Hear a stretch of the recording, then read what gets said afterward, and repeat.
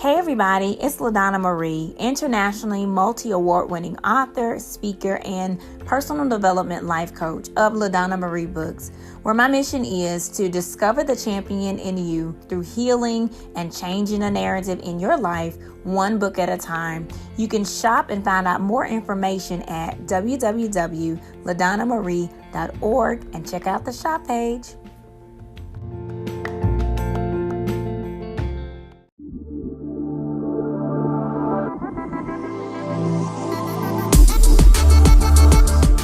Welcome to Inspirational Talks with LaDonna Marie, a Planting Positive Seeds podcast.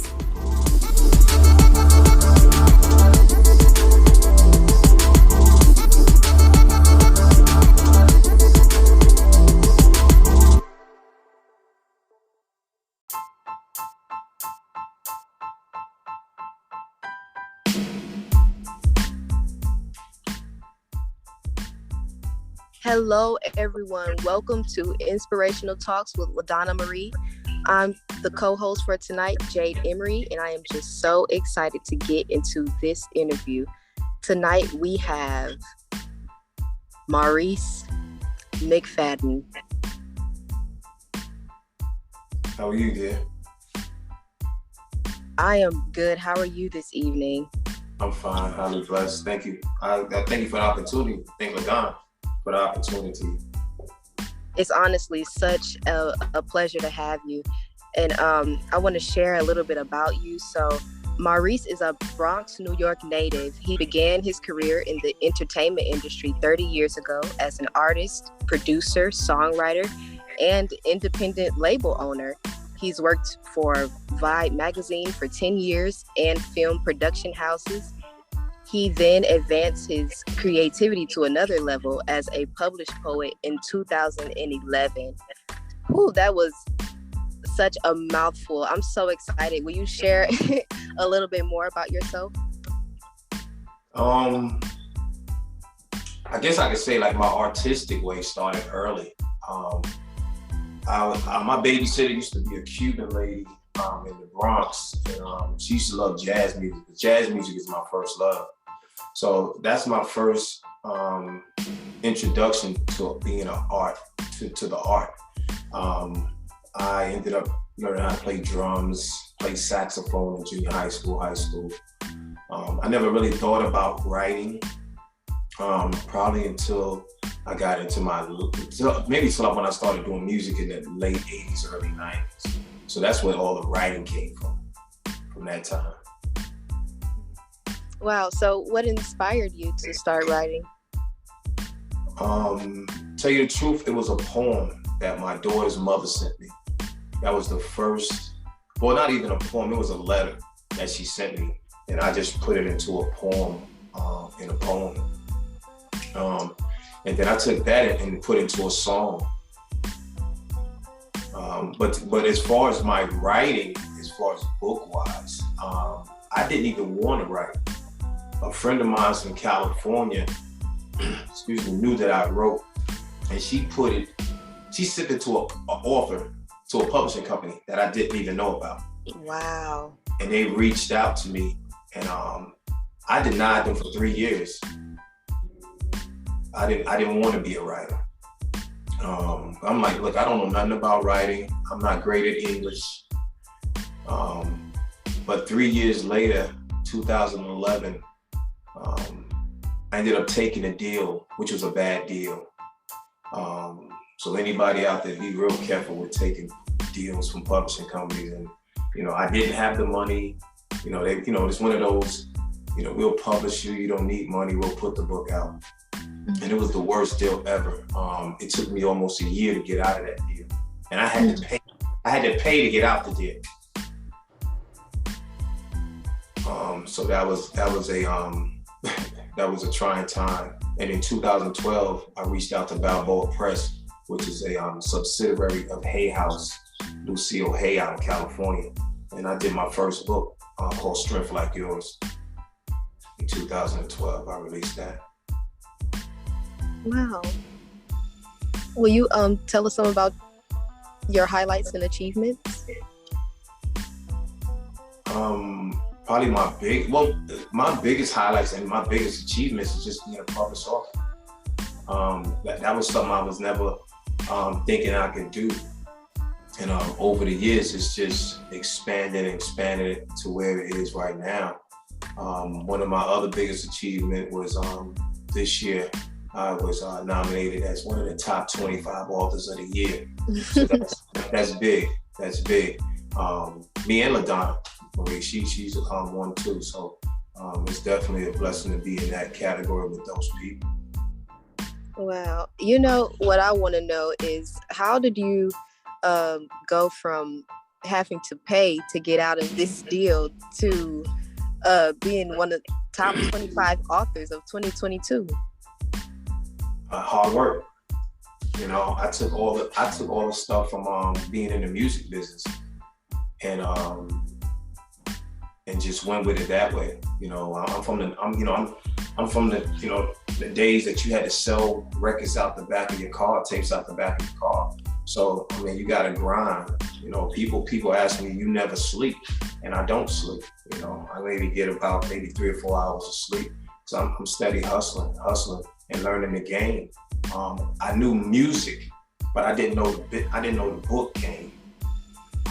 I didn't know about all of this stuff. I knew about the copyright and all that stuff, but I didn't know how books were sold, how they got into stores, what's the marketing promotion. I didn't know all that stuff. And I think people like LaDonna, because I've known that sister for 8 years, and she's helped me. If I needed help or advice, I've always contacted her, and she's been able to give me some advice, tell me where I need to go look it up, and I do the research. But it's a hustle game. It's not something easy. You just can't put out a book and let it work itself. It's not gonna happen. You gotta put in the work. That is so inspirational. Excuse me.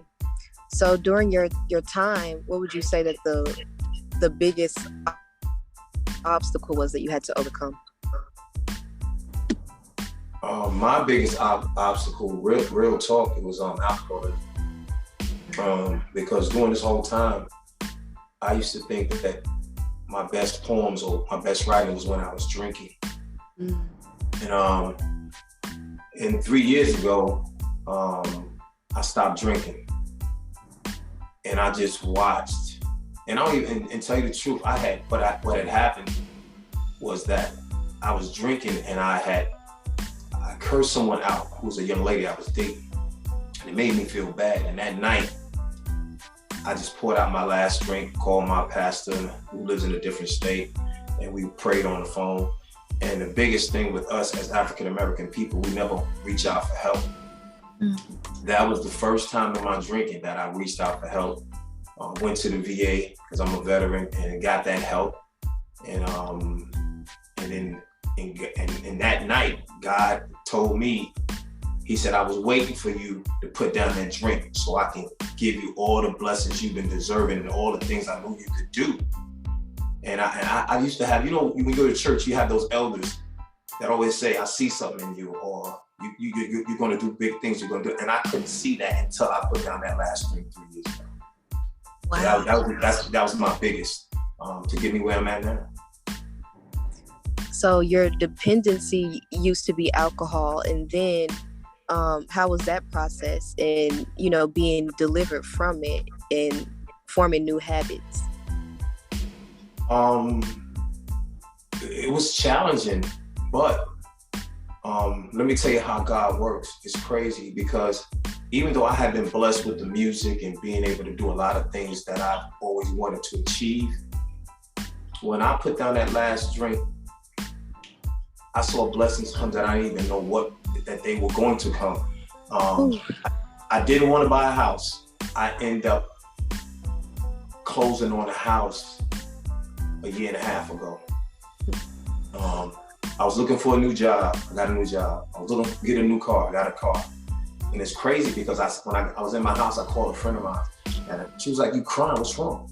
I said, "I can't believe this, man. It's only God." It's only God.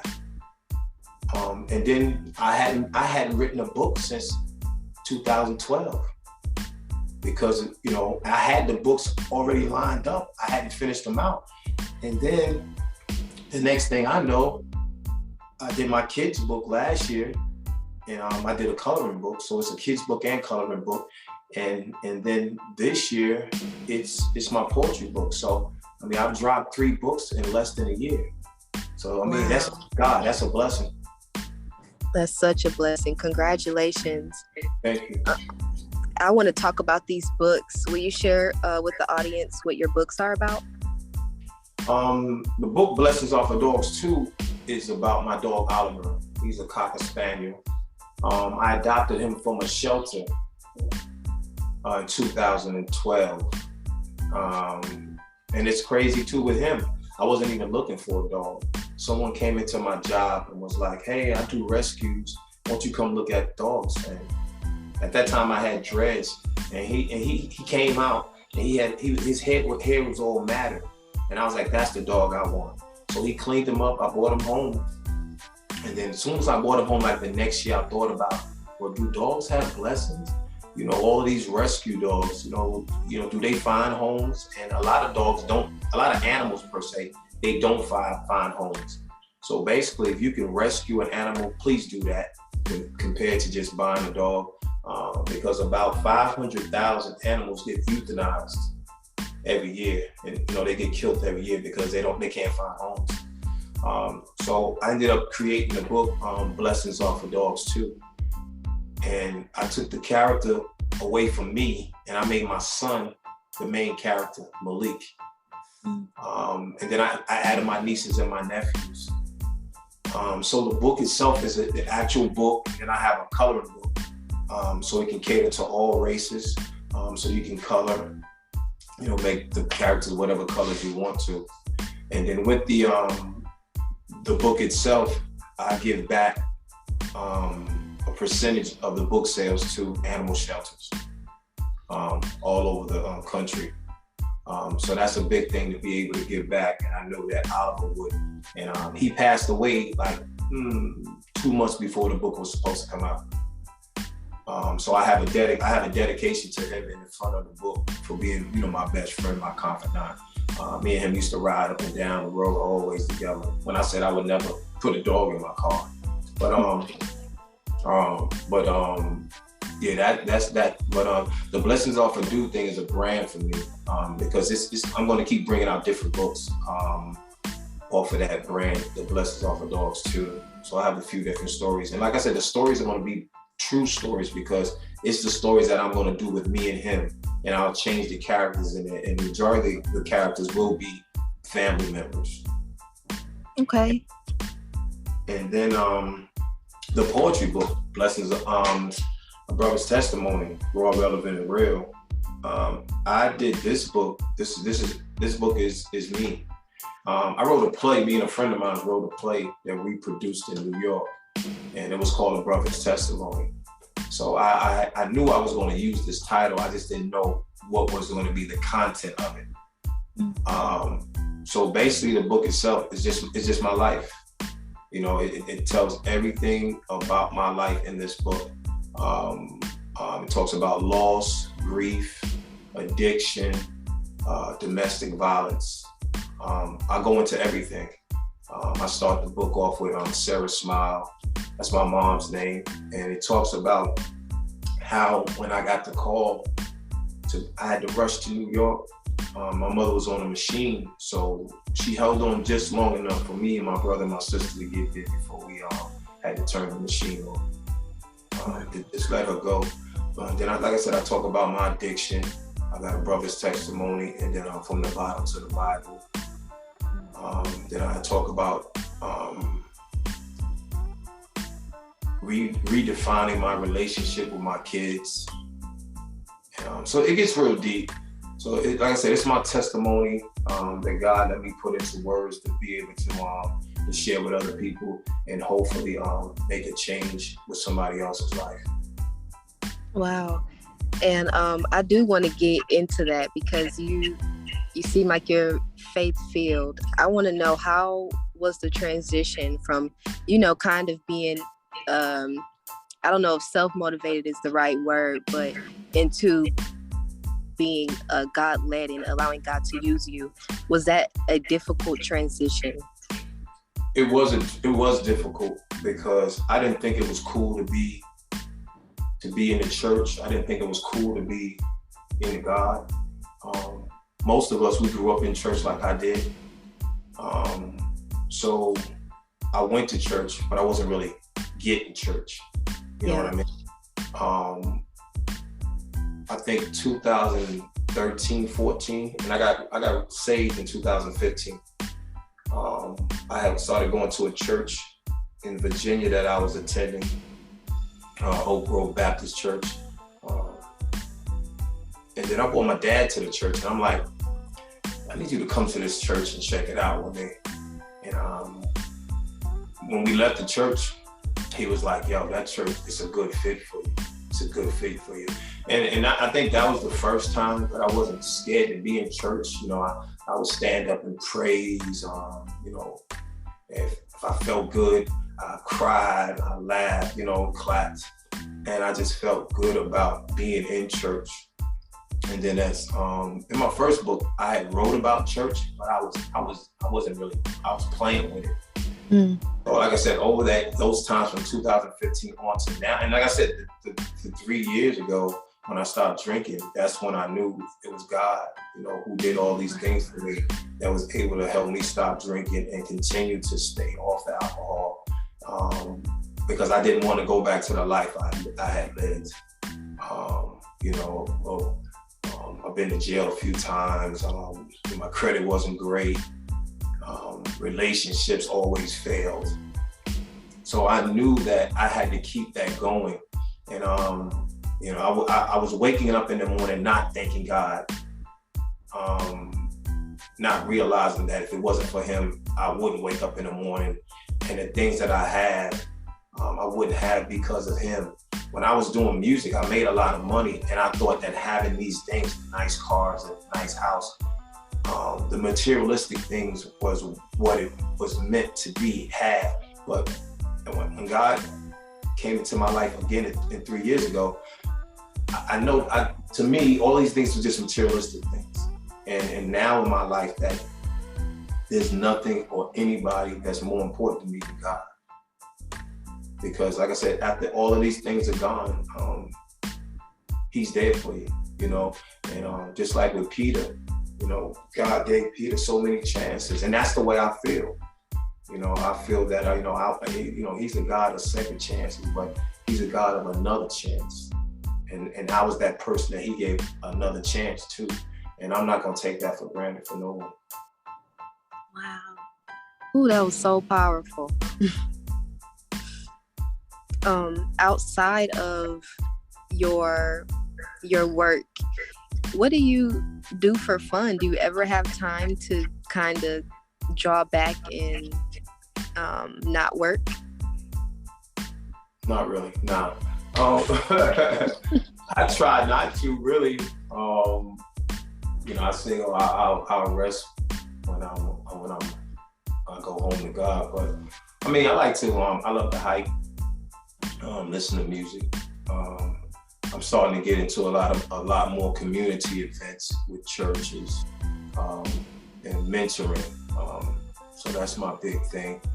I was just at a poetry event for some high school kids in South Carolina, and that was great to watch these young kids do poetry. And so I try to spend my time around the things that I love. I love music. Like I said, I love vacation, and I just really haven't had the time to do it because right now I'm just pushing real hard with these books and traveling around the country right now. You sound very inspired. Do you have any upcoming projects? I do. I'm in Charlotte, North Carolina this weekend. I don't know when this will come out, but I'm in Charlotte, North Carolina, May 15th. I'm in Knoxville, Tennessee, May 21st, which is a festival of reading for the children in Knoxville, Tennessee. I'm in Atlanta, Georgia in July, and hopefully I'm gonna be in Mississippi in August. Thanks to LaDonna, because I didn't even know they had a book festival in Mississippi. Till I reached out to her, she told me about it. So I just got an email back from them that I'm trying to get out to Mississippi in August. Nice. But that's basically it right now. And then I'm working on my next kids book, Lessons Are for Dogs Too, First Christmas. So hopefully I'm gonna have that out in November for Christmas release. That sounds so exciting. Where can the audience go to find more about you and your books? My books are on all formats. You can go to Amazon, you can go to Books A Million, you can go to Bookshop, you can go to Barnes and Nobles. You can come to my website if you want it autographed, and that's mcfaddenbooks.com.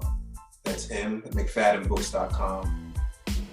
And you can purchase the books. Also on my website, I sell T-shirts, for the Lessons Are for Dogs Too. So there's T-shirts on there. There are dog bowls, dog coats, and like I said, the purchase of the items from the book, the children's book, goes back to animal shelters.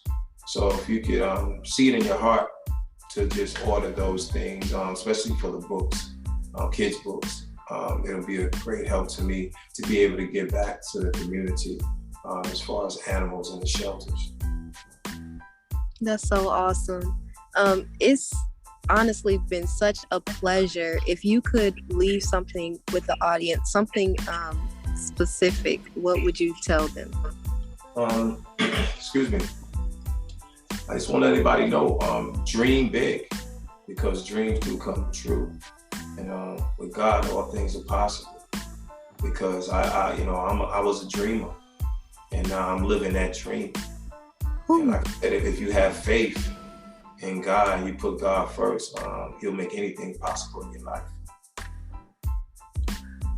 Okay, and I just want to ask this question. So, the blessings pour down on you. What besides stop drinking, what would you say was your mission in co-partnering with God in the process?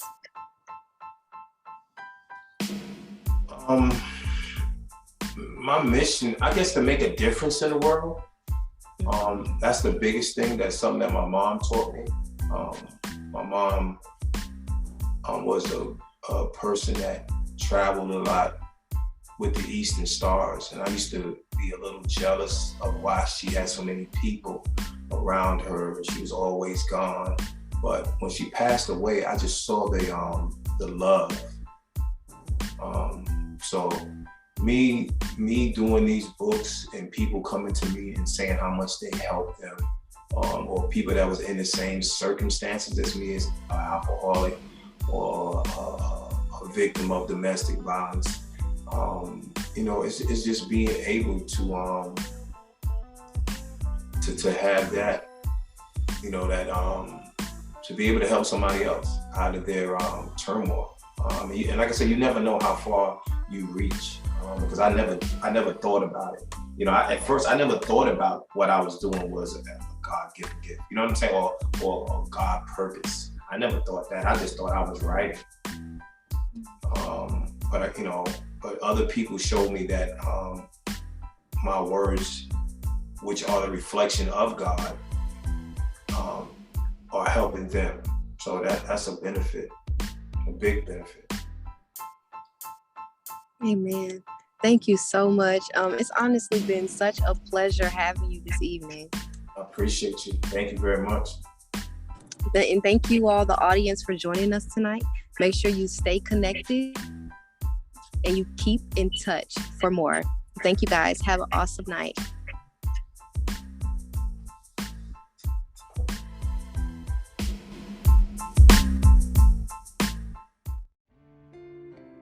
I have gained so many valuable lessons from my experiences. In writing Things I Wish I Knew, Letters to My Little Sisters is a collection of heartfelt conversations with young girls and young adults all over the world, helping them to be prepared for things ahead.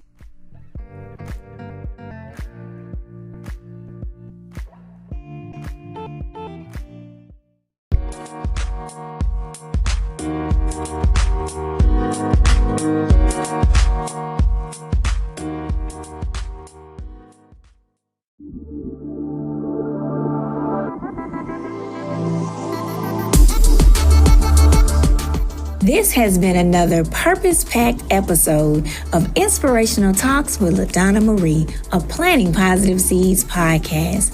Please remember to like, share, and tell your friends about the podcast. Stay tuned for many more Inspirational Talks with LaDonna Marie.